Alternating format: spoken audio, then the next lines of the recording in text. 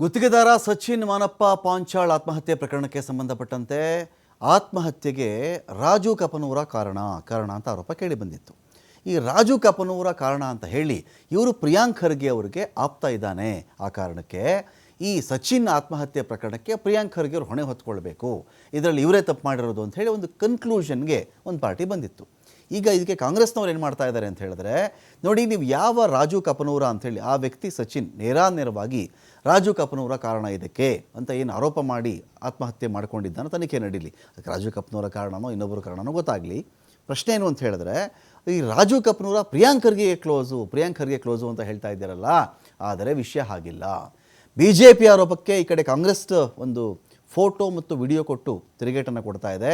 ನೋಡಿ, BJP ಶಾಸಕ ಬಸವರಾಜ ಮತ್ತಿಮೂಡ್ ಜೊತೆಯಲ್ಲಿ ಇದೇ ರಾಜು ಕಪನೂರ ಇದ್ದಾರೆ.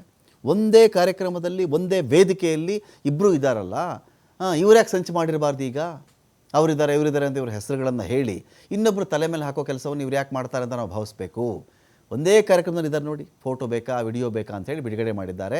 BJP ಶಾಸಕರಿಗೆ ರಾಜು ಕಪನೂರ ಆಪ್ತ, ಪ್ರಿಯಾಂಕ್ ಖರ್ಗೆ ಅವ್ರಿಗೆ ಅಲ್ಲ ಅಂಥೇಳಿ ಕಾಂಗ್ರೆಸ್ ಇದೀಗ ತಿರುಗೇಟು ಕೊಡ್ತಕ್ಕಂಥ ಕೆಲಸವನ್ನು ಮಾಡ್ತಾ ಇದೆ.